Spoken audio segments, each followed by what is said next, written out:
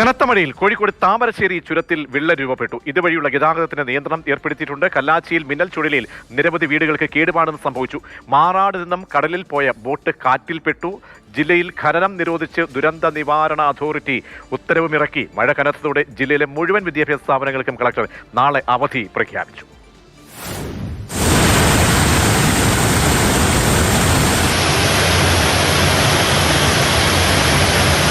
കോഴിക്കോട് ജില്ലയിൽ മലയോര നഗര തീരദേശ വ്യത്യാസമില്ലാതെ കനത്ത മഴയാണ് പെയ്യുന്നത്.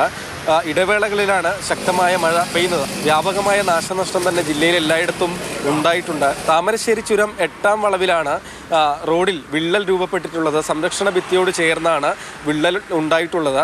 തുടർന്ന് ഇവിടെ ഗതാഗതം നിയന്ത്രിച്ചിട്ടുണ്ട്. ഒറ്റ വരിയായാണ് വാഹനങ്ങൾ കടത്തിവിടുന്നത്. വീതി കൂട്ടുന്ന നിർമ്മാണ പ്രവൃത്തി നടക്കുന്ന സ്ഥലത്തു കൂടിയാണ് വിള്ളൽ രൂപപ്പെട്ടിട്ടുള്ളത്.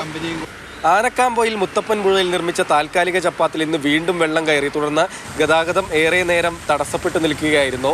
തുരങ്ക നിർമ്മാണ സ്ഥലത്തേക്കുള്ള റോഡ് കൂടിയാണിത്.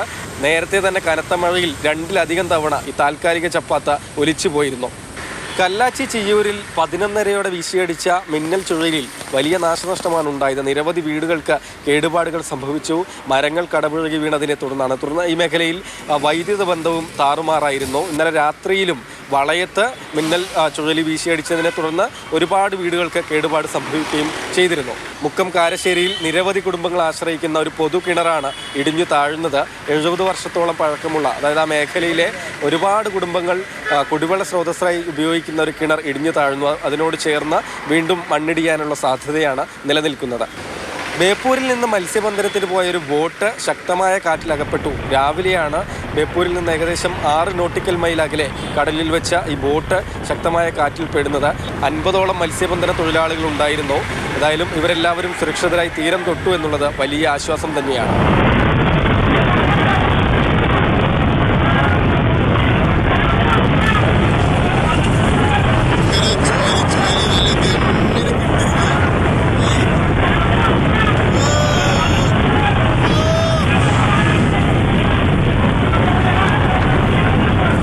ജില്ലയിൽ ഖനനം നിരോധിച്ച് ജില്ലാ ദുരന്ത നിവാരണ അതോറിറ്റി ഉത്തരവിറക്കി.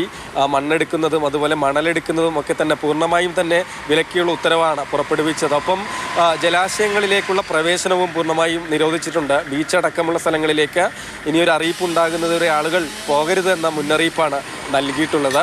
ഒപ്പം ഉരുൾപൊട്ടൽ സാധ്യതയുള്ള മലയോര മേഖലയിലേക്കും ചുരത്തിലേക്കുമുള്ള അനാവശ്യ രാത്രിയാത്രകൾ പരമാവധി ഒഴിവാക്കണം എന്നുകൂടിയുള്ള മുന്നറിയിപ്പാണ് ജില്ലാ ദുരന്ത നിവാരണ അതോറിറ്റി പുറപ്പെടുവിച്ചിട്ടുള്ളത്.